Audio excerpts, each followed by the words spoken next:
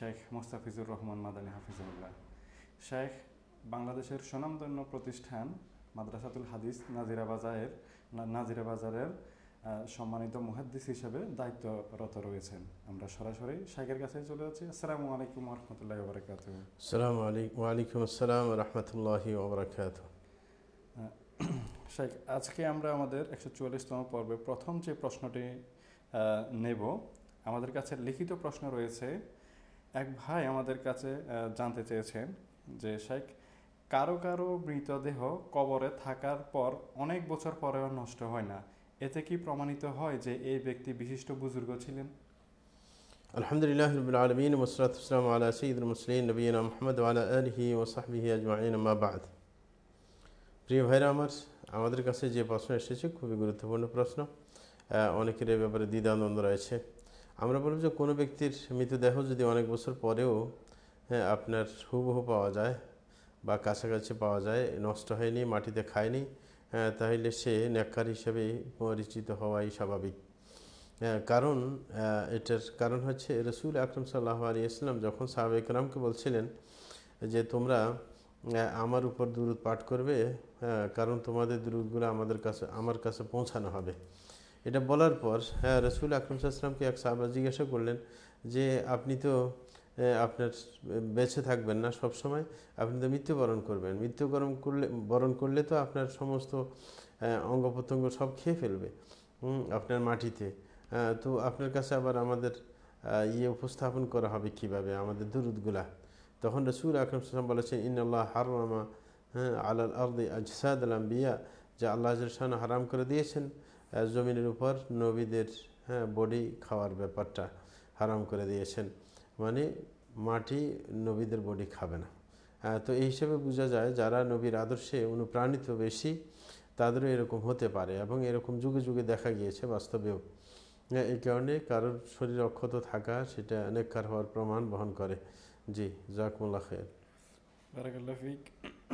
আমাদের এক ভাই আমাদের কাছে প্রশ্ন করেছেন, এটি খুবই কমন একটি প্রশ্ন, আমাদের কাছে বারবার একই প্রশ্ন আসছে। এক ভাই প্রশ্ন করছেন যে শেখ, আমার জন্য কত কিলোমিটার দূরে গেলে সফর হিসেবে গণ্য হবে? ধন্যবাদ প্রিয় ভাইজান। আমরা বলবো যে প্রথমত অধিকাংশ উলামায়ে কেরামের নিকটে 80 কিলোমিটার দূরে চলে গেলে আপনার কসর শুরু করতে পারেন।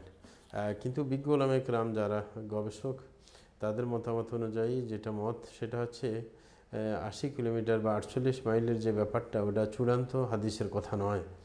সুতরাং সেখানে গবেষণার সুযোগ রয়েছে। এই কারণে তারা বলেছেন যোগাযোগ ব্যবস্থার উন্নতির উপর নির্ভরশীল হবে এই দূরত্বটা। যেই যুগে যতটুকু দূরত্বকে সফর হিসেবে ধরা হবে সেটাকেই আপনার সফরের পরিমাণ ধরা হবে। তো এই কারণে আমরা জানি যে আরব দেশে বর্তমান যোগাযোগ ব্যবস্থা উন্নত। আমরা ছিলাম ওইখানে, দেখেছি যে এখন 140 কিলোমিটারে ঘন্টায় কিলোমিটার অতিক্রম করে। অনেকে নাস্তা করতে যায় আপনার 100 কিলোমিটার দূরে। সুতরাং এটাকে ওরা সফর ধরে না। এই কারণে ওই দেশে 200 কিলোমিটার কেউ যদি অতিক্রম করে তাহলে সফর হিসেবে ধরা হয়, কিন্তু এরকমে ধরা হয় না। তো এই কারণে আমরা বলবো যে ইবনে তাইমিয়া রাহমাতুল্লাহ এই মত যে ওরফের উপর নির্ভরশীল, যোগাযোগ ব্যবস্থার উপর নির্ভরশীল, যে যুগে যেটাকে সফর হিসেবে ধরা হবে সেটা ধরে নেওয়া উচিত। এর কমেও কিন্তু রাসূল থেকে পাওয়া যায়। রাসূল আকরাম সাল্লাল্লাহু আলাইহি ওয়াসাল্লাম থেকে আপনার ইবনে হাজম রাহিমাহুল্লাহ হাদিস বর্ণনা করেছিলেন, সেইখানে আপনার 9 মাইল দূরে গিয়েও রাসূল আকরাম সাল্লাল্লাহু আলাইহি ওয়াসাল্লাম কসর করেছেন, সেটা পাওয়া যায়। সুতরাং 48 মাইলের ব্যাপারটা চূড়ান্ত নয়, এবং সেটা হাদিসে সরাসরি সুস্পষ্টভাবে প্রমাণিত নয়। এই কারণে সেটাকে গবেষণার উপর নির্ভরশীল করা, অথবা আপনার সেটাকে ওরফের উপর নির্ভর করা, যে যুগের যেই সময়ে যেটাকেই আপনার ওরফের মধ্যে বা দেশ প্রচলনের মধ্যে যেটাকে সফর হিসেবে ধরে নেওয়া হয় সেটাকে ধরে নেওয়া যুক্তিযুক্ত হবে। জি, জাযাকুমুল্লাহু খাইরা। বারাকাল্লাহু ফিক। শেখ, আমাদের এক ভাই প্রশ্ন করেছেন যে জনৈকা মহিলা সম্প্রতি একটি বক্তব্য দিয়েছেন। তিনি বলেছেন যে একজন পুরুষের ক্ষেত্রে 4টি বিবাহ করা কি আমার বোনেরা এই অধিকার কাউকে দিয়েছে? এই সমাজ আমরা চাই না, এই সমাজ ব্যবস্থায় এদের কোনো জায়গা আমরা দিতে চাই না। এই মহিলার ক্ষেত্রে শরিয়ার বিধান কি? ধন্যবাদ প্রিয় ভাই। আমরা বলবো যে এরকম মহিলা আসলে সে নাস্তিক মহিলা। কারণ হচ্ছে শরীয়তের ব্যাপার যেগুলো, সেগুলো কারোর অনুমতি লাগে না। এটা হচ্ছে আল্লাহর ব্যাপার। আল্লাহ যে শানু সৃষ্টি করেছেন, আল্লাহর সৃষ্টি সম্পর্কে আল্লাহ বিধান রচনা করবেন, এটা আল্লাহর অধিকার রয়েছে। এই কারণে আল্লাহ জাল্লাহু পুরুষকে 4টে বিবাহ করার অধিকার দিয়েছেন, মেয়েকে 4টে বিবাহ বসার অধিকার একসাথে দেয়নি। সুতরাং এই ব্যাপারটা তো কোনো মানুষ তৈরি করেনি। আর ওই বোকা মহিলা সে মনে করছে মানুষের তৈরি, এরকম মনে করেছে, অথবা সে নাস্তিক, সে আল্লাহতে বিশ্বাসী না। এই কারণে সে নাস্তিক। সে তাকে বুঝিয়ে ইসলামী যদি আপনার ক্ষমতা থাকতো, ইসলামী প্রশাসন থাকতো, তাইলে নিয়ম ছিল তাকে আলেম দিয়ে বুঝাবে, তারপরে হটকারিতে দেখালে 3 দিন সময় দিয়ে তাকে হত্যা করা হবে। এটা ছিল মান বাদ্দালা দীনাহু ফাকতুলুহু, যে ব্যক্তি ধর্ম পরিবর্তন করবে তাকে হত্যা করার আদেশ রাসূল আকরাম সাল্লাল্লাহু আলাইহি ওয়াসাল্লামের পক্ষ থেকে। এই কারণে আমরা বলবো যে সে অবুঝ মহিলা, তাকে বোঝানো দরকার। কিন্তু সে জেনে শুনে এটা করে থাকে, বিদ্বেষ পোষণ করে ধর্মের প্রতি, তাহলে তো তার কথা ভিন্ন, সে তো তখন হিসাবের বাইরে। জি, এই কারণে আমরা বলবো যে এটা হচ্ছে যারা ধর্মের ব্যাপারে জানে না তাদের কথা অথবা ধর্ম বিদ্বেষীদের কথা, সেটা কখনো গ্রহণযোগ্য নয়। আল্লাহর সৃষ্টি, বিধানও আল্লাহর, আল্লাহ যার ব্যাপারে যে বিধান দিবেন সেটা মানতে বাধ্য আমরা, যদি সত্যিকার আমরা মুসলমান দাবি করে থাকি। জাযাকুমুল্লাহ খাইর। বারাকাল্লাহ ফিক। শেখ একবার প্রশ্ন করেছেন, মক্কায় মুসাফিররা যখন ইমামের সাথে জামাতে সম্পূর্ণ নামাজ পড়ে তখন তারা কি সুন্নাত নামাজ পড়বে? যে মুসাফিরদের জন্য সুন্নত নামাজ বাধ্যতামূলক না। যেখানে ফরজ নামাজে আপনার হালকা করে দেওয়া হয়েছে সেখানে সুন্নত নামাজ বাধ্যতামূলক না। যদি কেউ মুসাফির থাকে তাহলে সে সুন্নত পড়তে পারে, কিন্তু পড়া তার জন্য বাধ্যতামূলক নয়। জি, একবার প্রশ্ন করেছেন, নবী সাল্লাল্লাহু আলাইহি সাল্লামের উপরে দরুদ পাঠের ফজিলত সম্পর্কে জানতে চাই। জি, রাসূল আকরাম সাল্লাল্লাহু আলাইহি ওয়াসাল্লামের পর কেউ যদি একবার দরুদ পাঠ করে আল্লাহ জাল্লাহু শাআনহু তার উপর 10 বার রহমত বর্ষণ করেন। সুতরাং এটা অনেক বিশাল ব্যাপার। জি, জাযাকুমুল্লাহ খাইর। বারাকাল্লাহ ফিক। একবার প্রশ্ন করেছেন যে শেখ, হুদাল্লিনাস কনফারেন্স 2025-এ জামশেদ মজুমদার ভাই আসার কথা থাকলেও তিনি আসেননি, এতে অনেকেই অসন্তোষ প্রকাশ করছেন। এতে কি হাবরুল উম্মাহ কর্তৃপক্ষের কোনো বিবৃতি রয়েছে কিনা? ধন্যবাদ প্রিয় ভাইজান। আমরা বলবো যে আমরা মাহফিলের মধ্যে জানিয়ে দিয়েছি, কিন্তু বর্তমান যুগে মানুষ তো দেখতে দেখতে অভ্যস্ত মিথ্যাবাদীদেরকে, এই কারণে আপনার উল্টা মনে করতে পারে। আপনার জামশেদ সে তো আমাদেরই পরিচিত, আমাদেরই ছাত্রের মতো। তো সুতরাং সে প্রথমে আসতে চায় নাই, আমরা দাওয়াত দিয়েছিলাম। প্রথমে সে আসতে চায় না, যে আমার দ্বারা সম্ভব না, আমি যখন সময় কাছে চলে আসবে তখন আমার পরিস্থিতির উপর নির্ভর করে আমি টাইম দেব। তো সুতরাং সে আমাদের মানে সম্মেলনের 1 সপ্তাহ আগে সে নিজেই আমাকে মেসেজ পাঠিয়ে বলল যে আপনারা আমার নাম প্রচার করতে পারেন, আমি ইনশাআল্লাহ আসবো, আমি দেশে আসি, অবস্থান করতেছি। কারণ সেই ব্যবসায়িক কারণে বাইরে যাওয়ার কথা ছিল, তার ছেলে অসুস্থ হওয়ার কারণে সে বাইরে যাওয়া তার হয়নি, যার কারণে দেশে থাকার কারণে সে আমাদেরকে প্রচার করতে বলেছে। আমরা প্রচার করেছি, কিন্তু যেই দিন আসার ডেট আমাদের মাহফিলে, সেই দিন সে বলল যে আমি তো ডাক্তারের কাছে যাচ্ছি 3টা বাজে দিনের, তো আমার ছেলেকে দেখানোর ডেট আছে, দেখিয়ে তারপর আমি রওনা করব। কিন্তু সে বারবার আমরা যোগাযোগ করেছি, সে শেষ পর্যন্ত বাইরে এসে 7:30 বাজে ডাক্তারের কাছ থেকে। তখন বনশ্রীর দিকে রওনা করছে, তখন আমাকে মেসেজ দেয় যে আমি এই পর্যায়ে আসি, এখন কি আমি রওনা করব, আপনাদের মাহফিল কখন পর্যন্ত চালু থাকবে? তো আমরা বললাম আমাদের চিন্তা তো 11টার মধ্যে শেষ করে দেওয়া, এখন আপনি রওনা করলেও 11টার মধ্যেও পৌঁছতে পারবেন না, এই কারণে আপনার আর আসার দরকার নেই। আপনি ওখানে থেকে যান। কারণ ঢাকা থেকে আপনার বনশ্রী থেকে এখানে আসা লক্ষ্মীপুরে সেটা 4 ঘন্টা 5 ঘন্টার ব্যাপার। সুতরাং বললেই হয় না। সুতরাং সে আসবে কষ্ট করে, মাহফিল শেষ হয়ে যাবে, মানুষ তার জন্য বসে থাকবে না এত রাত্র করে। এই কারণে আমি না করে দিয়েছি তাকে, যেন না আসে। তো এতে করে আমাদের এটা হচ্ছে আসল বাস্তব কথা। এখন কেউ যদি বিশ্বাস না করে তার ব্যাপার, কেউ মিথ্যুকদের কথা শুনতে শুনতে যখন অভ্যস্ত হয়ে যায় তখন সত্যবাদীকেও মিথ্যুক মনে করে। তো এটা তো আমাদের কিছু করার নেই, এটা তো কেউ কাউকে, কারোর নিয়ন্ত্রণ কারোর হাতে না, সবার নিয়ন্ত্রণ আল্লাহর হাতে। আমরা সত্য বলেছি মিথ্যা বলেছি এটা তো পরকালে আমাদের হিসাব দিতে হবে। এই কারণে আমরা যেটা আমরা জানি, যেটা আমরা বুঝি, যেটা বাস্তব সেটাই বলার চেষ্টা করেছি। এখন কে বিশ্বাস করবে কে বিশ্বাস না করবে সেটা তার ব্যাপার। জি, জাযাকুমুল্লাহ খাইর। বারাকাল্লাহ ফিক। আমাদের একবার প্রশ্ন করেছেন, শেখ, মৃত ব্যক্তির ছবি মোবাইলে রাখা যাবে কিনা? ধন্যবাদ প্রিয় ভাইজান। আমরা বলবো যে মৃত ব্যক্তির ছবি মোবাইলে সংরক্ষণ করা এটা ঠিক না, নাজায়েজ। কারণ মৃত ব্যক্তি যখন মরে যায় তখন তার স্ত্রীর জন্য আর 4 মাস 10 দিন শোক পালন করার নিয়ম, কিন্তু অন্যান্য সাধারণ আত্মীয়দের জন্য মাত্র 3 দিন। 3 দিনের পরে শোক পালন করা যাবে না, এটা শরীয়তের নিয়ম না। কিন্তু মৃত ব্যক্তির ছবি যদি আপনি রেখে দেন, তা আপনার শোক বারবার নতুনত্ব লাভ করবে। কারণ যখনই আপনি মোবাইল থেকে খুলে তাকে দেখবেন, আপনার অন্তরে শোক চলে আসবে, তার বিরহ বেদনা আসবে। এটা তো শরীয়ত চায় না। শরীয়ত চায় যে 3 দিনের মধ্যে ভুলে যাওয়া। সুতরাং এই কারণে আমরা বলবো, শরীয়তের মাকসাদের বাইরে যখন আপনি ছবিটা সংরক্ষণ করতেছেন, সেটা অবশ্যই নাজায়েজ হবে। জাযাকুমুল্লাহ খাইর। বারাকাল্লাহ ফিক। আমাদের এক ভাই, তিনি একটি সমস্যার কথা উল্লেখ করে মাসালা জানতে চেয়েছেন। তিনি প্রশ্ন করেছেন যে শেখ, একটি মেয়ের বায়োডাটা দেখে তার দিনদারিত্বের অবস্থা জেনে আমি তাকে বিবাহের প্রস্তাব দিয়েছিলাম।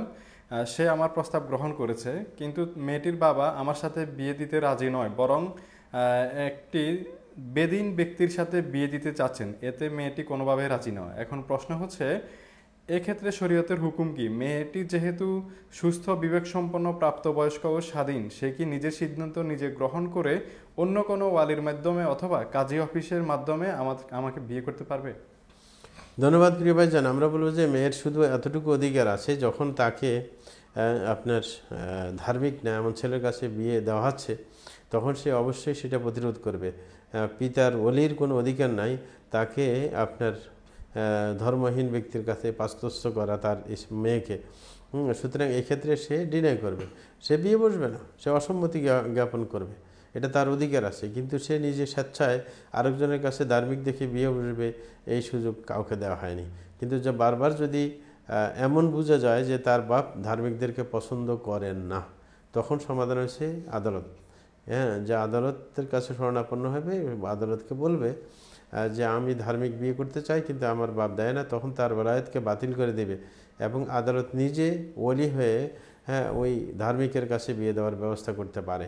যখন আমাদের আদালতগুলো ইসলামী না, এই কারণে আমরা বলতে পারি যে প্রত্যেক এলাকার যোগ্য আলেম আছে, যদি এরকম পরিস্থিতি হয় বাপ আপনার ধার্মিকের কাছে বিয়ে দিতে রাজি না, তাইলে তার বেলায়েত বাতিল হয়ে যাবে এবং সে কোনো এলাকার গণ্যমান্য কোনো আলেম থাকলে তার শরণাপন্ন হয়ে তাকে বেলায়েতের দায়িত্ব দিয়ে তার জিম্মেদারিতে সে বিয়ে বসে যাবে। কিন্তু নিজকে বিয়ে দিতে চাইবে না, কারণ এর সে বেবিচারিণীরাই নিজকে নিজে বিয়ে দেয়, হাদিসের মধ্যে যেটা রাসূল আকরাম সাল্লাল্লাহু আলাইহি ওয়াসাল্লাম বলেছেন। জি, জাযাকুমুল্লাহ খাইর। বারাকাল্লাহ ফিক। আমাদেরকে একজন প্রশ্ন করেছেন যে শেখ, পুকুর বা ডোবা থেকে ধরা শামুক, ঝিনুক, কাঁকড়া এগুলা খাওয়া জায়েজ আছে কিনা? ধন্যবাদ প্রিয় ভাইজান। আমরা বলবো যে পানি থেকে যেই আপনার মানে প্রাণীগুলো খাওয়ার ব্যাপার, সেটা সাধারণত ওরফের উপর নির্ভরশীল। যারা জেলে আছে তারা যেটা খাদ্য হিসাবে চয়ন করবে, সেটাই খাদ্য হিসাবে সাধারণত ধরে নেওয়া হয়, যতক্ষণ পর্যন্ত কিছু আপনার নিয়ম নীতির বাইরে না যায়। রাসূল আকরাম সাল্লাল্লাহু আলাইহি ওয়াসাল্লাম নিয়ম নীতির মধ্যে যেমন যেগুলো হিংস্র প্রাণী সেগুলো খেতে নিষেধ করেছেন, যেগুলো বিশ্রী ধরনের রুচি বহির্ভূত সেগুলো খেতে নিষেধ করেছেন। এখন হচ্ছে মুস্তাখবাস বলতে কোনটাকে বোঝা হয়? রুচি বহির্ভূত যেটা, কেউ আপনার চিংড়ি মাছকেও রুচি বহির্ভূত মনে করেন, কিন্তু অন্যজনে মনে করেন না।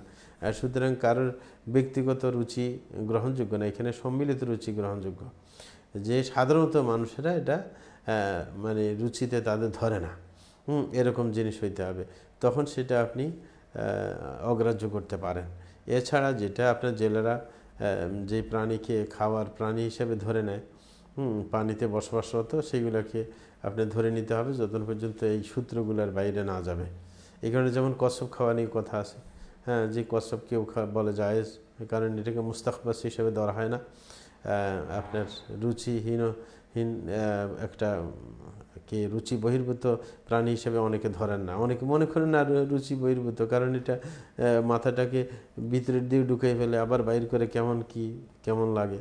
এখন এটা হচ্ছে ব্যক্তি বিশেষের ব্যাপার, কিন্তু অনেকে এটাকে মনে করেন না যে এটা মুস্তাখবাস। এই কারণে অনেকে হালাল মনে করেন, অনেক হারাম মনে করেন, কারণ এটার উপর চূড়ান্ত কোনো শরীয়তের আপনার বিধি নেই। এই কারণে ওরফের উপর নির্ভরশীল এবং যারা জেলে তাদের উপর নির্ভরশীল। এই কারণে আমরা বলবো যে সাধারণত শামুক টামুক এগুলো খাওয়া নিয়ে কথা উঠে নাই, এটাকে কোনো আলেম কখনো এখনও জায়েজ বলতে শুনি নাই, কিন্তু কাঁকড়া ইত্যাদি খাওয়া নিয়ে কথা উঠেছে। সুতরাং কাঁকড়া খাওয়া যেতে পারে, এটাকে কেউ মুস্তাখবাস মনে করেন না।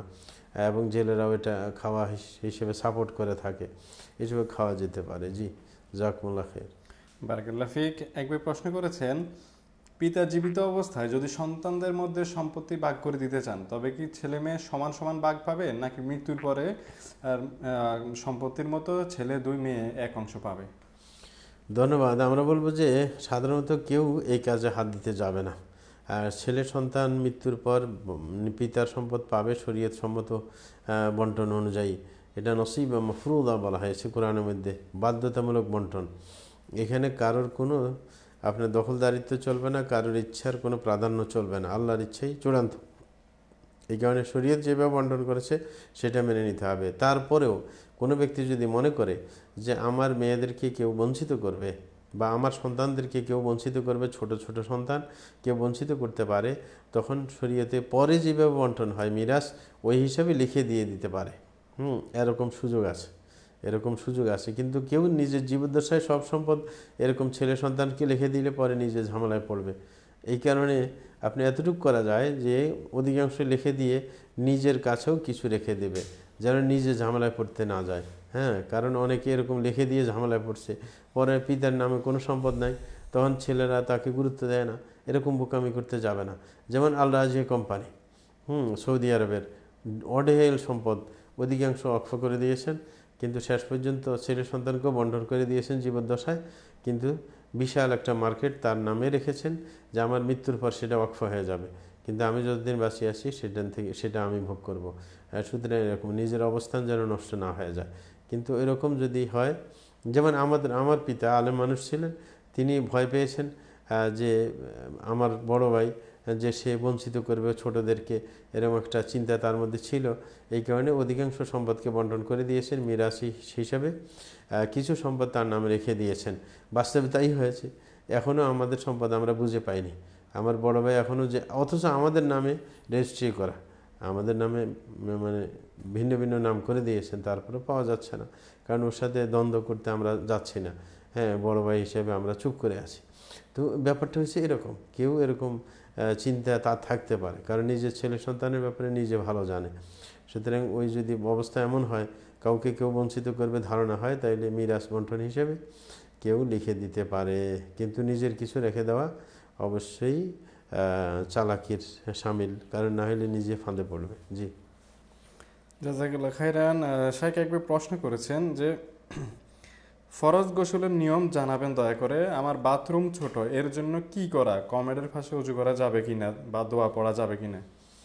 হ্যাঁ জি প্রিয় ভাইজান, ফরজ গোসল যেটা, সেটা আপনার নিয়ম হচ্ছে প্রথমে আপনি যখন, কারণ ফরজ হয়তো সাধারণত সহবাস ইত্যাদির কারণে অথবা স্বপ্নদোষ ইত্যাদির কারণে, তো সেই ক্ষেত্রে আপনি প্রথমত নিজের শরীরে যেই বীর্যগুলো লেগে আছে সেগুলো ধুয়ে ফেলবেন।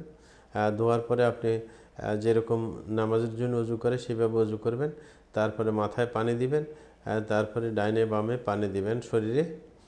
পুরা শরীর মর্দন করার চেষ্টা করবেন, পুরা শরীরে যেন পানি পৌঁছে যায়, সেই ব্যবস্থা অবশ্যই করবেন। এরকমভাবে কারোর যদি চুল ঘন হয়, চুলকে ওরকম ধরে হাত দিয়ে যেন ভিতরে ভিতরে পানি পৌঁছে যায় সেই ব্যবস্থাও করবেন। কোনো মহিলার যদি বেড়ে থাকে সেটা খুলে ফেলতে হবে, এই জাতীয় আর কি। তো নিয়তটা কিন্তু খেয়াল রাখবেন, পবিত্রতার নিয়ত অবশ্যই থাকতে হবে।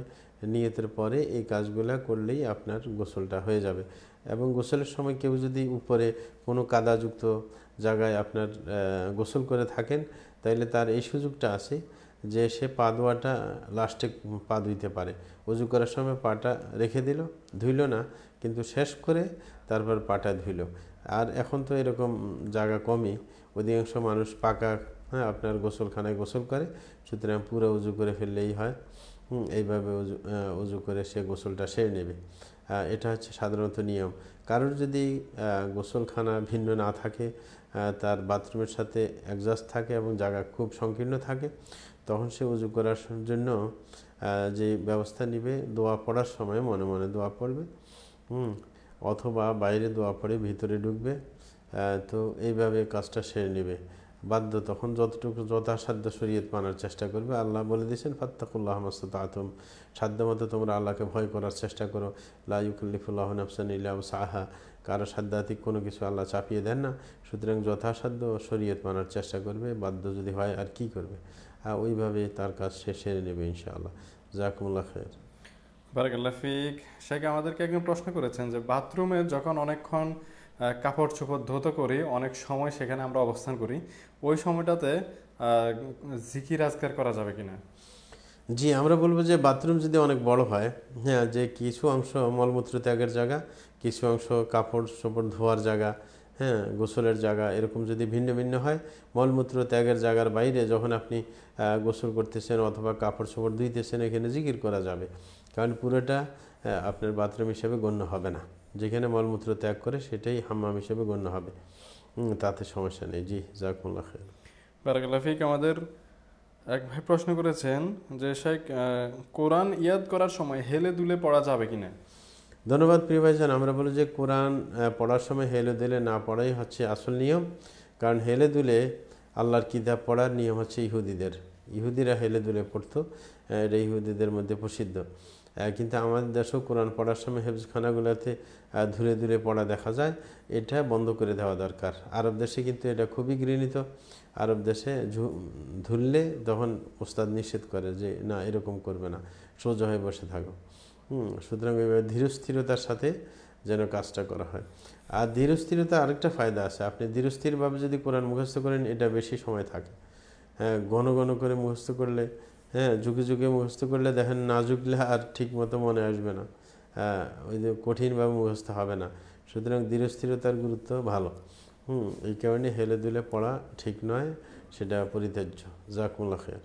বারাকাল্লাহ ফিক। আমাদের একবার প্রশ্ন করেছেন শেখ ফিদাকা আবি ওয়া উম্মি ইয়া রাসূলুল্লাহ, এই কথা বলা যাবে কি? জি, ফিদাকা আবি ওয়া উম্মি ইয়া রাসূলুল্লাহ, সেটা রাসূল আকরাম সাল্লাল্লাহু আলাইহি ওয়াসাল্লামের জীবদ্দশায় বেশি বলা হতো। কিন্তু এখন রাসূল আকরাম সাল্লাল্লাহু আলাইহি ওয়াসাল্লামের ক্ষেত্রে যখন এটা, তখনও সাহাবায়ে কেরাম বলেছিলেন, এখনও বলতে সমস্যা নেই। উলামায়ে কেরাম এটাকে দোষণীয় মনে করেন না, মানে তার জন্য জীবন দেওয়া। কারণ রাসূল আকরাম সাল্লাল্লাহু আলাইহি ওয়াসাল্লামের কেউ যদি রাসূলকে অবমাননা করে বা এরকম করে, বা মানে এরকম এরতেদাদের ব্যাপারগুলো আসে, রসুলকে অবমাননা করতে থাকে, তখন তার বিরুদ্ধে ব্যবস্থা নেওয়া এটা মুসলমানদের দায়িত্ব। হ্যাঁ, তখন যদি জীবন বাজি দিয়েও প্রতিরোধ করা লাগে করবে, সেটা আর কি। আর ব্যাপারটা হচ্ছে অধিকাংশ আল্লাহই দায়িত্ব নিয়েছেন। কারণ আল্লাহ বলছেন ইন্নাকা ফাইনাকা মুস্তাহজিইন, যারা রসুলকে নিয়ে হাসি ঠাট্টা তামাশা করবে, আল্লাহ তার জন্য যথেষ্ট হয়ে যায়। সেটা তো আসি। তারপরেও রসুল আকরম সাল্লাল্লাহু আলাইহি ওয়াসাল্লামের জন্য নিজের মাথা হইতে কোরবান করা, হ্যাঁ, এটা সাহাবায়ে কেরামের মধ্যে এই কথা প্রচলিত ছিল, এখনও বলা যাবে, অসুবিধা নেই। জি, একবার প্রশ্ন করেছেন সাংগঠনিক বায়াত করা যাবে কি? এ ধরনের বায়াত কি সুন্নাহ? ধন্যবাদ প্রিয় ভাইজান। আমরা বলবো যে সাংগঠনিক কোনো বায়াত শরীয়তে নেই। হ্যাঁ, পুরো মুসলমানদের বায়াত আছে। রসুল আকরম সাল্লাল্লাহু আলাইহি ওয়াসাল্লামের ইন্তেকালের পর, আপনার মৃত্যুর পরে হযরত আবু বকরের নামে বায়াত হয়েছে, এটা হচ্ছে প্রশাসনিক বায়াত। হ্যাঁ, তো এটা হয়েছে খলিফা হিসাবে। তারপরে ওমরের হাতে বায়াত হয়েছে, তারপরে ওসমানের নামে, তারপরে আলী রাদিয়াল্লাহু আনহু আজমাইন তাদের হাতে বায়াত হয়েছে। এরকম এই ধারাটা কিন্তু যদিও পরবর্তীগুলা একবারে নবুয়তের খেলাফতের মতো ছিল না, মানে ফিদুল কোরআন ও সুন্নাহ ছিল না, বনু উমাইয়াদের খেলাফত, বনু আব্বাসীদের খেলাফত, তারপরেও এই বায়াত সিস্টেমটা কিন্তু ছিল। সুতরাং এটা হচ্ছে প্রশাসনিক বায়াত। এই সিস্টেমটা সাহাবায়ে কেরামের যুগে যখন ছিল, পরবর্তীতে এটা চালু হয়েছে। এটা শরীয়ত সম্মত, এটা কোনো আলেম এটার বিরোধিতা করেননি। হ্যাঁ, এটাই হচ্ছে সর্বসম্মতিক্রমে বিশুদ্ধ। কিন্তু এছাড়া আপনি ভিন্ন কোনো সংগঠনের নামে বায়াত করবেন, হ্যাঁ, এটা শরীয়তে জায়েজ নেই। কারণ ভিন্ন সংগঠন করা, ভিন্ন অস্তিত্ব নিয়ে মুসলমানদের মধ্যে এটা ফাটল সৃষ্টি করা শামিল। হ্যাঁ, সুতরাং এ সাংগঠনিক বায়াত সেটা অবশ্যই অশুদ্ধ বায়াত। শুধুমাত্র সংগঠন করে এক শর্তে জায়েজ, যদি উখুওয়াতি ইমানি যদি বিনষ্ট না হয়, মানে ইমানি ভ্রাতৃত্ব, কিন্তু এটা কেউ টিকে রাখতে পারে না। যতজনে যত দাবি করে আপনার একই মানহাজের লোক, যেমন আমাদের যারা আমরা সহিহ আকীদা লালন করি, তাদের মধ্যে যেমন জমিয়ত আল হাদিস আছে, হ্যাঁ, আল হাদিস আন্দোলন আছে, তো এই দুইটার মধ্যেও তো মানে উখুওয়াতি ইমানিয়া রক্ষা করতে পারে না। একজন একজনের ভ্রাতৃত্বের উপর আঘাত করে বসে, মাঝে মাঝে যে কোনো কনফারেন্স হইলে আঘাত করে, অন্যজনকে আঘাত না করলে মন ভরে না। সুতরাং যে কোনো জায়গায় যদি কোনো একটা দল আগে অবস্থান নিয়েছে, পরে কেউ নতুন করে নিচ্ছে, তখন অন্যদের সাথে হট্টগোল হয়। যদি ওখত ইমানিয়ে থাকতো, তাহলে যে যে দলে আগে ঢুকেছিল ওইভাবে রেখে দিত, নতুন দলকে সে বেরোতে যাইতো। কিন্তু দেখা যায় নতুন এক দল ঢুকিয়ে ওদের লোক নিয়ে টানাটানি করে, তখন মারামারি শুরু হয়ে যায়, মন কষাকষি শুরু হয়ে যায়। এই কারণে আমরা বলবো যে এই সমস্ত ক্ষুদ্র দলগুলা যেই শর্ত ওলামায়ে কেরাম জায়েজ বলেছেন সেই শর্তগুলো পাওয়া যায় না।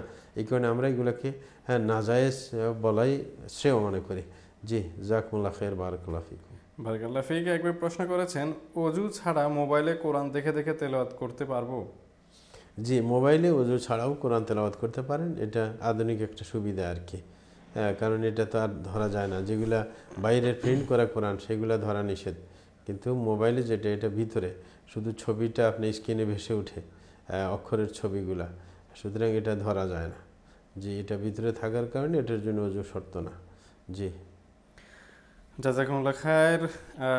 প্রিয় দর্শক শ্রোতা ভাই বোনেরা, আমরা আপনাদের উদ্দেশ্যে একটা কথা বলবো, সেটি হচ্ছে যে আপনারা আপনাদের জানার জন্য প্রশ্ন করছেন এবং শাইখের জানা থেকে প্রশ্নের উত্তর দিচ্ছেন। এতে যদি কারো ক্ষেত্রে শাইখের উত্তর পছন্দ না হয়, অথবা আপনার কাছে ভিন্ন মতের উত্তর থাকে যেটি আপনি পছন্দ করেছেন, সেটি আপনার কাছেই রাখবেন। সেই উত্তর আপনি এখানে বড় করে লিখে অথবা অন্য কোথাও থেকে সেই উত্তর কপি পেস্ট করে আমরা বলবো যে আমাদের লাইভের মধ্যে বিশৃঙ্খলা সৃষ্টি করবেন না।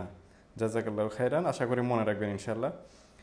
আমরা পরবর্তী প্রশ্নে যাচ্ছি। আমাদের একবার প্রশ্ন করেছেন, শাইখ, বর্তমানে যেসব দলগুলো রয়েছে বা ভোটের যে সিস্টেম রয়েছে, এখানে মুসলিম, কাফের, শিক্ষিত, অশিক্ষিত, মূর্খ সবার মান এক, তাহলে আমরা এখানে কি ভালো কাউকে দেখলেও ভোট দিতে যাব? ধন্যবাদ প্রিয় ভাইজান। আমরা বলবো যে এমনি গণতন্ত্র শরীয়তে সাপোর্ট করে না, গণতন্ত্র শরীয়ত বিরোধী। সুতরাং সেটার অধীনে নির্বাচন করে ইসলাম প্রতিষ্ঠা করা হবে, এটা অহেতুক কথা। কিন্তু কখনো কখনো আপনার বিশেষ বিশেষ ক্ষেত্রে আপনার ইসলাম যখন দুইটা ক্ষতির সম্মুখীন হয়, তখন আহওয়ানুল বালিয়াতাইন, মানে দুইটার মধ্যে হালকা যেই বিপদটাকে সেটাকে অগ্রাধিকার দিতে বলেছে। যখন আমরা দেখব যে যেমন বর্তমানে এখন দল কম, দুইটা ইউনিটি আমরা দেখতে পাচ্ছি। একটা হচ্ছে ইসলামপন্থীদের একটা সাইড, আরেকটা হচ্ছে যেমন বিএনপি বা যারা আপনার দুনিয়া কেন্দ্রিক যারা রাজনীতি করে, যারা ধর্মীয় না, তাদের এক সাইড। দুইটা যদি মেরু ভিন্ন ভিন্ন হয়ে যায়, তাইলে আমরা বলবো ইসলামের অধিকারকে অগ্রাধিকার দেওয়ার জন্য ধর্মপন্থীদেরকে ভোট দেবে, অন্যদেরকে ভোট দেওয়া যাবে না। ভোট দেওয়া যাবে না। কারণ কখনো আপনি ইসলামপন্থীদেরকে অগ্রাহ্য করে যারা দুনিয়াপন্থী তাদেরকে ভোট দেবেন, এটা হইতে পারে না। কারণ যে ইসলামের জন্য কাঁদে সেই তো ইসলামের কল্যাণ করবে, যে ইসলামের জন্য কাঁদে না সে তো মুনাফিকই করবে। আগের যুগ থেকে আমরা দেখে আসছি, বারবার ইসলামপন্থীরা শেষ পর্যন্ত ধোঁকা খাচ্ছে, অন্যদের সাথে জোট গঠন করে কোনো লাভ হচ্ছে না। যেমন আমাদের দেশে জামাত ইসলাম যায়, একবার বিএনপির সাথে জোট দেয়, আবার আওয়ামী লীগের সাথে জোট দেয়, কিন্তু কোনোখানে তারা আপনার শেষ পর্যন্ত নিজের লাভটা পুরোপুরি নিতে সক্ষম হয়নি, বরং তারা ধোঁকায় পড়েছে। এই কারণে আমরা বলবো যে এই গণতান্ত্রিক সিস্টেমে ধোঁকা ছাড়া আর কিছু না। ধোঁকাবাজি করে যে অগ্রসর হতে পারে সেটাই, আর শরীয়ত এটাকে সমর্থন করে না। এই কারণে বলছিলাম যে কখন যদি ব্যাপারটা এমন হয়ে যায়, যেমন যদি বর্তমানে যদি ইসলামপন্থীরা এক হয়ে বলে যে আমাদেরকে আপনারা সাপোর্ট করুন, আমরা ক্ষমতায় গিয়ে ইসলামেরই কল্যাণ করব, আর যারা ধর্মভিত্তিক রাজনীতি করে না তারা ভিন্ন, সুতরাং অবশ্যই ইসলামপন্থীকে অগ্রাধিকার দেওয়া উচিত, যেন তাদেরকে দেখা যায়, তাদেরকে সুযোগ দেওয়া যায়, ইসলামের কোনো কল্যাণ যেন তারা করতে পারে। সেটা আমরা বলবো, সেটা হইতে পারে, এটা জরুরতের জন্য জায়েজ বললাম। কিন্তু তাই বলে আমরা এটা বলছি না যে গণতন্ত্র আপনার জায়েজ বা গণতান্ত্রিক সিস্টেম বৈধ, সেটা চলতে পারে না, সেটা না। সেটা হচ্ছে তাৎক্ষণিক একটা সিদ্ধান্ত, যে আমরা ভোট দেওয়ার সময় যদি দেখি যে কাউকে ভোট দিলে যা আমাদের ইসলামের ক্ষতি করতে পারে, কাউকে ভোট দিলে ইসলামের কম ক্ষতি হইতে পারে, এরকম দেখলে কম ক্ষতি যার দ্বারা হবে তাকে সাপোর্ট করা উচিত, যেন ইসলামের ক্ষতি কম হয়। জি, আহওয়ানুল বারিয়াতাইন যেটা বললাম, যে সূত্র, সেই সূত্র হিসাবে। জাযাকুমুল্লাহ খাইর। বারাকাল্লাহ ফিক। শাইখ একজন প্রশ্ন করেছেন, ভিতর নামাজে দোয়া কুনুত পড়ার পর বাংলা দোয়া করা যাবে কিনা? জি, যদি কেউ চান যে বাংলা দোয়া করতে, আপনার যেই দোয়াটা আছে কিন্তু সেটা আপনি আরবিতে বলতে পারছেন না, তাইলে বাংলাতে বলবেন, কোনো সমস্যা নেই। সেটা বলতে পারেন। জি। একবার প্রশ্ন করেছেন শেখ, তাশাহুদে দোয়া করার শুরুতে আঙ্গুল নাড়াতে হবে নাকি দোয়া করার সময় সম্পূর্ণটা নাড়াতে হবে? ধন্যবাদ প্রিয় ভাইজান। আমরা বলবো যে তাশাহুদের সময় যে আঙ্গুল নাড়ানোর ব্যাপার, সেটা হচ্ছে দোয়া যতক্ষণ চালু থাকে তখন। দোয়া যখন চালু থাকবে না তখন আঙ্গুল নাড়ানো যাবে না। কারণ হাদিসের মধ্যে আছে ইউশিরু বিহা ও ইউহাররিকুহা, ইয়াদউ বিহা ও ইউহাররিকুহা, যে দোয়া করতেন আর নাড়াইতেন, তাইলে দোয়ার সাথে এটা সম্পর্ক। জি, জাযাকুমুল্লাহ খাইর। বারাকাল্লাহ ফিকে। এক ভাই প্রশ্ন করেছেন শেখ, সহি সেজদা দেওয়ার নিয়ম জানাবেন দয়া করে। সুন্নাত আর ফরজের সালাতের মধ্যে যদি ভুল হয়, দুটি শুদ্ধকরণের নিয়ম কি এক? ধন্যবাদ প্রিয় ভাইজান। আমরা বলবো যে সাউসদিদের যে নিয়ম সেটা আপনার সুন্নত, নফল, ফরজ সবগুলোর জন্য। আপনার সুন্নত, নফল, ফরজ এগুলো কেন বলে, মানে ওই সালাদটা আপনার উপর বাধ্যতামূলক ছিল না, যে নফলটা আপনি নিজে পড়েছেন, নিজের ইচ্ছায় পড়েছেন, এটা কিন্তু কাজ করতে গেলে তো একই রকম। যেমন আপনি ধরেন কোনো কোম্পানির কাজ কি 8 ঘন্টা ডিউটি বাধ্যতামূলক, কিন্তু বাইরের টাইমও অনেকে করে, হ্যাঁ, যে আরও 4 ঘন্টা বাড়তি ডিউটি করে। বাড়তি ডিউটি যখন করতে যায় তখন কি ওই যে যখন আসল মূল ডিউটি যেভাবে করছে ওইভাবে করবে না, নাকি অন্যরকম করবে? একইভাবে করতে হবে আপনাকে কাজ। এখানে ডিলেমি দিলে কাজ হবে না, একই সিস্টেমে কাজ করতে হবে। তো এরকম আর কি, যে আপনি নফল নামাজ যেটা পড়তেছেন আপনি ইচ্ছাধীন পড়তেছেন, এটা বাধ্যতামূলক ছিল না, এই কারণে এটা নফল নাম দেওয়া হয়েছে, কিন্তু কাজে একই। প্রত্যেকটার মধ্যে ফরজ যেগুলা, নফল নামাজে ফরজ যেগুলা, ফরজ নামাজে একই ফরজ, ওয়াজিব নামাজে একই ফরজ, হ্যাঁ, সব সুন্নত নামাজে একই ফরজ, যেগুলো ওয়াজিব সেগুলো সব জায়গায় ওয়াজিব। সুতরাং সিস্টেম একই। জি।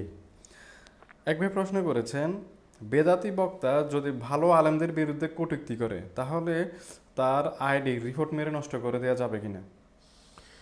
হ্যাঁ, ধন্যবাদ প্রিয় ভাইজান। আমরা বলবো যে বেদাতি বক্তা যদি যারা সত্যপন্থী তাদের ব্যাপারে কোনো কিছু বলে, আইডি নষ্ট করে লাভ নাই, তার বিদ্বেষ আরও বাড়বে, সে আরও সুযোগ নিয়ে আরও বেশি ছড়াইতে চাইবে। এই কারণে তাকে বোঝানো দরকার, সুন্দরভাবে তাকে বুঝাইলে হয়তো বা সে বুঝবে।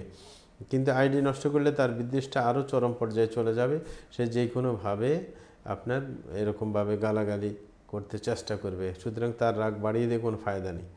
এই কারণে বলবো যে আইডি নষ্ট করার মধ্যে কোনো বেশি ফায়দা নেই, বরং তাকে বোঝানোর চেষ্টা করা দরকার ব্যক্তিগতভাবে। জি, জাযাকুমুল্লাহ খাইর। বারাকাল্লাহ ফিক। শেখ একবার প্রশ্ন করেছেন, সুন্নাত নামাজে মাঝে মধ্যে অনীহা চলে আসে, এক্ষেত্রে করণীয় কি? ধন্যবাদ প্রিয় ভাইজান। আমরা বলবো যে সুন্নত নামাজ না পড়লে তো কোনো গুনাহগার হবেন না, কিন্তু পড়ার নিয়ম।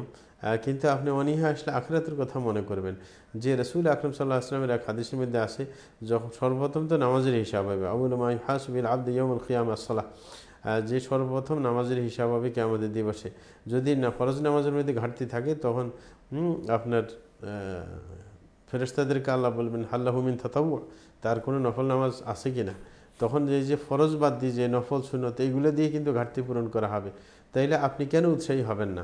আপনার এই কথা চিন্তা করা দরকার যে ফরজটা আমি 100% ঠিক করে পড়তে পারিনি, আমার মনোযোগ ছিল না, আমার এই সমস্যা। সুতরাং আমি সুন্নতের প্রতি গুরুত্ব দেই, নফলের প্রতি গুরুত্ব দেই, যেন আমার ফরজের ঘাটতিগুলো যেন পূরণ হয়ে যায়। সুতরাং অনীহা হওয়ার তো কোনো কারণ থাকতে পারে না। সুতরাং মানসিকতাকে ঠিক করে নেবেন যে এটা কোনো বেহুদা না, এটার বরং গুরুত্ব আছে আপনার ফরজের ঘাটতিগুলো পূরণের ক্ষেত্রে। জি, জাযাকুমুল্লাহ খাইর। বারাকাল্লাহ ফিক। এক ভাই জানতে চাচ্ছেন সাহু সেজদা কিভাবে দেয়, তা তিনি জানতে চাচ্ছেন। ধন্যবাদ প্রিয় ভাইজান। আমরা বলবো যে সাহু সাজদা দেওয়ার নিয়ম, কি কারণে দেয় সেটা একটা, আর হচ্ছে কীভাবে দেয় সেটা একটা। কি কারণে দেয় সেটা আগে বলে নেই। সেটা হচ্ছে সাহু সাজদা কোনো যদি ওয়াজিব ছুটে যায় সেটার জন্য সাহু সাজদা আসে, কোনো রুকুন বাড়িয়ে দিলে সেটার জন্য সাহু সাজদা আসে, যদি ওয়াজিব ছুটে যায় সেটার জন্য সালামের আগে সাজদা দিতে হয় 2টা, আর যদি রুকুন বাড়িয়ে দেয় পরে টের পাইলে পরে সাজদা সালামের পরে দিবে, বাড়তি করে ফেললে। আরেকটা সন্দেহের কারণে দেয়, সন্দেহ যদি সৃষ্টি হয় তাইলে যেমন 2 রাকাত 3 রাকাতের মধ্যে সন্দেহ, তাইলে খেয়াল করতে হবে কোন দিকে মন বেশি যায়। যেদিকে মন বেশি যায় সেটা ধর্তব্যে নেবেন, ওইভাবে সালাদটা শেষ করবেন এবং সালামের পরে 2 সেজদা দিবেন। আর যদি নাকি আপনার 2টার দিকে মন একই রকম যায় তাইলে কমটা ধরবেন, যেমন 2-3 সন্দেহ তাইলে 2টা ধরবেন। ওই হিসেবে নামাজটা শেষ করে আপনি সালামের আগে সেজদা দিয়ে সালাম ফিরাবেন, এটা হচ্ছে নিয়ম। আর আপনার সাজদা দেওয়ার নিয়ম সাধারণ নিয়মই, আপনি যখন সাজদা দিবেন সেজদা যেই রকম নামাজের মধ্যে দেন একই রকমের দিবেন 2টা সেজদা। কিন্তু এটার আগে আমাদের দেশে একটা নিয়ম আছে, একদিকে সালাম ফিরে তারপর সাজদা দেওয়া, এটা কিন্তু হাদিস দ্বারা প্রমাণিত না। হ্যাঁ, এটা কিয়াসের উপর নির্ভরশীল। তো আমরা বলবো যে সেটা করতে যাবেন না। যখন সালামের আগে সাজদা দিবেন তখন ডাইরেক্ট কোনো দিকে সালাম না ফিরে ডাইরেক্ট দুইটা সেজদা দিবেন, সালামের পরে দিলে ডাইরেক্ট সেজদা দিবেন, সালাম দুই দিকে ফিরে আবার সালাম ফিরিয়ে দিবেন। এটা হচ্ছে নিয়ম আর কি।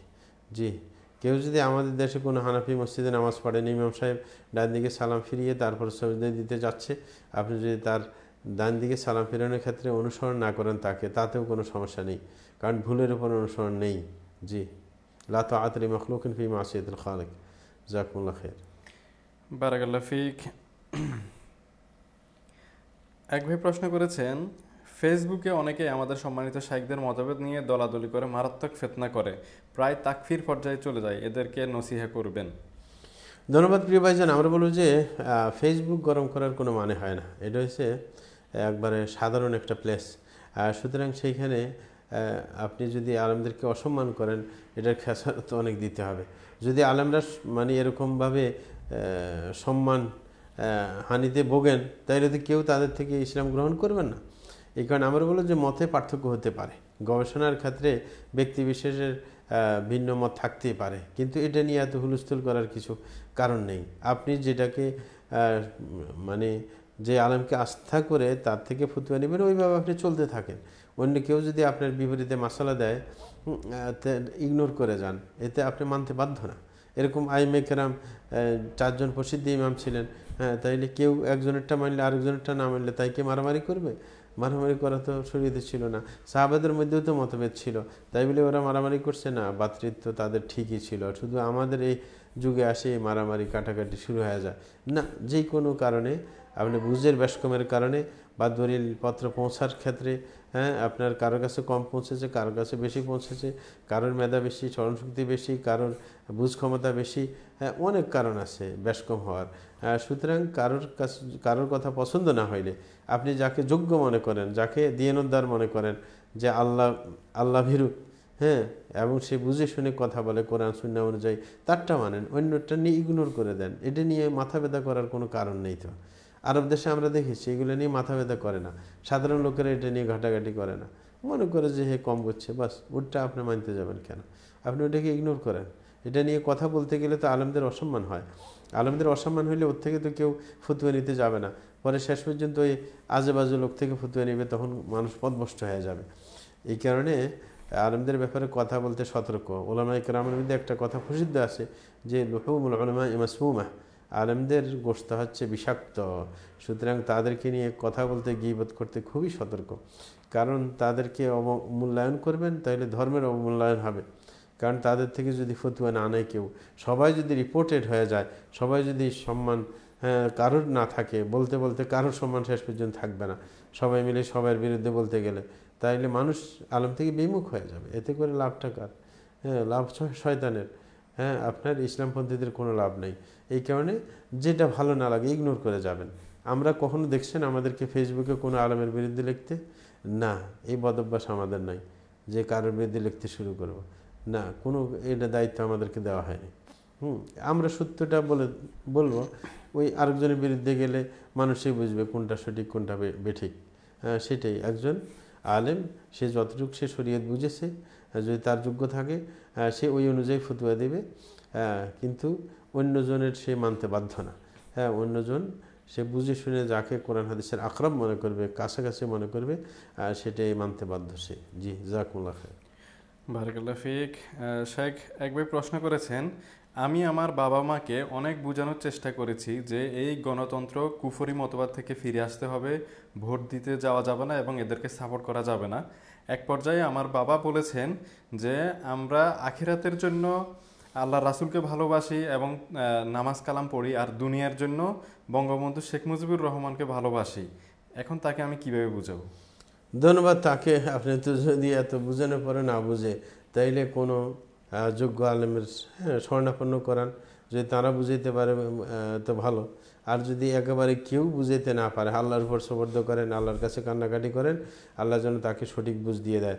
কারণ রাসূল আকরাম সাল্লাল্লাহু আলাইহি ওয়াসাল্লাম বলছেন, ইন্না কুলুবাল ইবাদি বাইনা আসবাইনি মিন আসহাবির রহমান ইউকাল্লিবুহা কাইফা মা শা, যে রসুল আকরাম বলছেন মানুষের অন্তরে এসে আল্লাহ দুই আঙ্গুলের মাঝখানে, আল্লাহ যেভাবে চান ওইভাবে মানুষ অন্তরকে ঘুরিয়ে দিতে পারেন।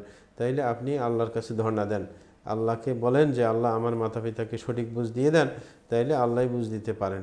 কারণ আপনি চেষ্টা করে যখন ফেল করছেন আর কি করবেন, তখন আল্লাহর শরণাপন্ন হন বা যোগ্য কারো শরণাপন্ন হন। জি, জাজাকাল্লাহ খাইরান। শাইখ আমাদের এক ভাই প্রশ্ন করেছেন, আমাদের বাংলাদেশে স্ত্রীকে কেউ যদি ভুলে মা বলে ডাকে তাহলে বলা হয়ে থাকে তার বউ তালাক হয়ে যাবে। মালয়েশিয়াতে স্ত্রীকে যদি মা বলে ডাকে তাদের বউ কি তালাক হয়ে যাবে? মালয়েশিয়াতে কি কি আপনার মাকে কি বলে সেটা তো আর আমি জানি না। বাকি এসে আমাদের দেশের যেটা সেটা নিয়ে বলতে হয়। কেউ যদি অসতর্কভাবে মুখ দিয়ে মা চলে আসে বা মানে মা যেরকম হারাম হিসেবে ওইরকম মা বলা না হয় স্ত্রীকে, এমনিতেই বলা হয়, এতে করে হারাম হয়ে যায় না। জেহারের নিয়ত ছাড়া ওইরকম হারাম হবে না, ঠিক না? তো এটা খেয়াল রাখতে হবে। কিন্তু এইগুলা সেন্সিটিভ বিষয়, মা ডাকতে যাবে কেন? কারণ নির্দিষ্ট একটা শ্রেণীর নামকে অন্য জায়গায় ব্যবহার করতে যাবে কেন? এটা বোকামি ছাড়া আর কিছু না। অনেকে বোন বলিও ডাকে নিজের স্ত্রীকে, না, এগুলো হচ্ছে ভিন্ন, নিজের রক্তের সম্পর্কীয় মানুষের সাথে বিশেষিত, সুতরাং সেটাকে অন্য জায়গায় ব্যবহার করতে যাবেন কেন? এটা অনুচিত কাজ। জি, জাযাকুমুল্লাহ খাইর। এক ভাই প্রশ্ন করেছেন, মক্কায় মুসাফির মেয়েরা জানাজার সালাত পড়তে হলে কিভাবে পড়বে, আর জানাজার সালাতের ফজিলত জানতে চাই। যে জানাজার সালাত যেরকম পুরুষে পড়ে এরকম মহিলারাও পড়বে, যদি আপনার মসজিদে উপস্থিত থাকে জানাজার নামাজ হয়ে যায়। জানাজার নামাজ পড়ার নিয়ম হয়েছে, প্রথমে আপনি ওই যে ওখানে বলে দেয় যে পুরুষের মাইয়েতকে পুরুষ না মহিলা, ওই হিসাবে আপনার দোয়ার মধ্যে বেশ কম থাকে সাধারণত। নিয়ত তো করাই লাগে যে কোনো আবাদতের আগে। সুতরাং নিয়ত ঠিক করে নিয়তটা করে আপনি তাকবীর দিয়ে তারপরে আউযুবিল্লাহি বিসমিল্লাহ পড়ে সূরা ফাতিহা পড়বেন। তারপরে এটা শেষ হয়ে গেল একটা তাকবীরের পরেরটা, যখন শেষ হয়ে গেল পরে আরেকটা তাকবীর দিবেন, আরেকটা তাকবীর দিয়ে দুরূদ পড়বেন, দুরূদ পড়ার পরে আরেকটা তাকবীর দিবেন, আরেকটা তাকবীর দিয়ে যেই আপনার দোয়া, যেটা আমাদের দেশের দোয়া হোক অথবা আরব দেশে যেটা পড়া হোক, যেটা আপনার ভালো লাগে, যেমন আরব দেশে পড়া হয় আল্লাহুম্মা ইগফির লাহু ওয়ারহামহু ওয়াআফি ওয়াফু আনহু, সেটা বেশি অর্থবহ, এই কারণে আমরাও সেটা পছন্দ করি। আর দেশে যেটা আল্লাহুম্মা ইগফির লিহাইয়িনা ওয়া মাইয়িতিনা পড়ে, সেটাও পড়তে পারেন, কোনো সমস্যা নেই। তারপরে সালাম ফিরে ফেলবেন। এই তো শেষ হয়ে গেল জানাজার সালাত। মহিলা পড়ক পুরুষ পড়ক একই রকম জানাজার সালাত। জি, সুতরাং যদি এরকম মসজিদে নববীতে মসজিদে হারামে যদি আপনার নামাজ পড়ে মাইয়েতের জানাজা হয়, পড়তে পারবে, কোনো মহিলারা পড়তে পারবে, কোনো সমস্যা নেই। জি, এক ভাই প্রশ্ন করেছেন, তাকবীরে তাহরিমা দিয়ে হাত বাঁধার পর সানা পাঠ করবে এবং পরে ইন্নী ওয়াজ্জাহতু বা কুল ইন্নাস সালাতে এই সমস্ত দোয়াগুলো পড়া যাবে?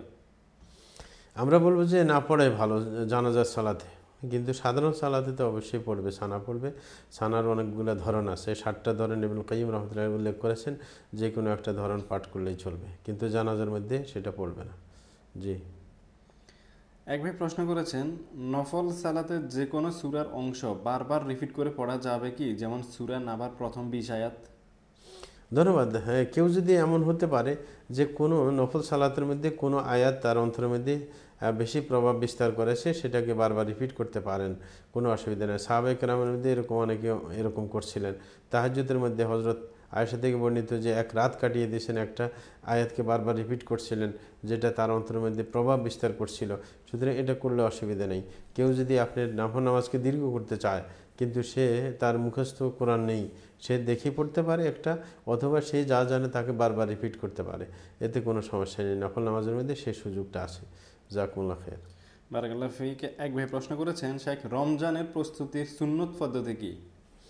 জি প্রিয় ভাইজান, আমরা বলি যে রমজানের প্রস্তুতির জন্য প্রথম কথা হচ্ছে যে আপনি যেরকমভাবে কোনো মেহমানকে আপনি কিভাবে অভিবাদন জানাবেন, সেটা কিন্তু মেহমানের অবস্থার উপর নির্ভরশীল হয়।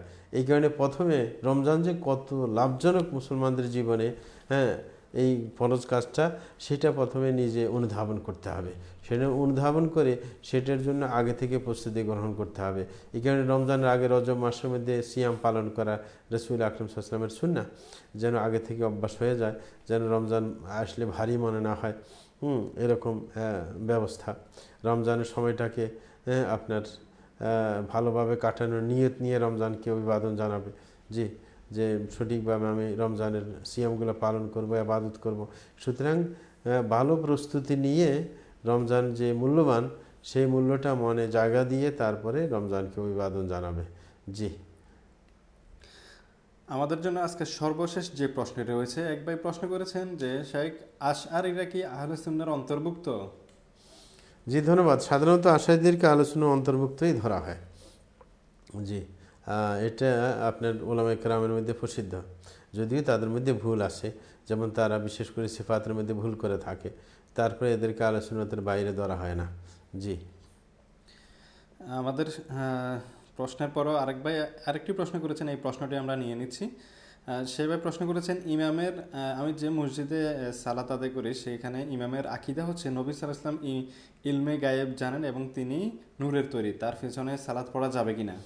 জি, যারা মনে করে যে রাসূল সাল্লাল্লাহু আলাইহি ওয়াসাল্লাম গায়েব জানেন তাইলে তার পিছনে সালাত আদায় করা যাবে না, কারণ সে কাফের।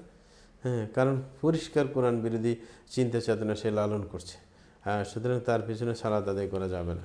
জি, জাযাকাল্লাহ খাইরান, বারাকাল্লাহ ফিক। সুপ্রিয় দর্শক শ্রোতা ভাই বোনেরা, আজকের জন্য আমাদের নির্ধারিত সময়ও শেষ হয়েছে এবং আমাদের কাছে আর কোনো প্রশ্ন জমা নেই। আলহামদুলিল্লাহ, আপনাদের সকল প্রশ্নের জবাব আমরা আমাদের নির্ধারিত সময়ের মধ্যে দিতে সক্ষম হয়েছি আলহামদুলিল্লাহ। বরাবরের মতোই ইনশাআল্লাহ আমাদের আগামী লাইভ প্রশ্নোত্তর পর্ব যথাসময়ে অনুষ্ঠিত হবে এবং আপনারা নোটিফিকেশান পাবেন। আজকের জন্য আমরা আমাদের লাইভ অনুষ্ঠান পর্ব শাইখের দোয়ার মাধ্যমে এখানে শেষ করছি। আসসালামু আলাইকুম ওয়া রাহমাতুল্লাহি ওয়া বারাকাতুহু। সুবহানাকাল্লাহুম্মা ওয়া বিহামদিকা আশহাদু আল্লা ইলাহা ইল্লা আনতা আস্তাগফিরুকা ওয়া আতুবু ইলাইক।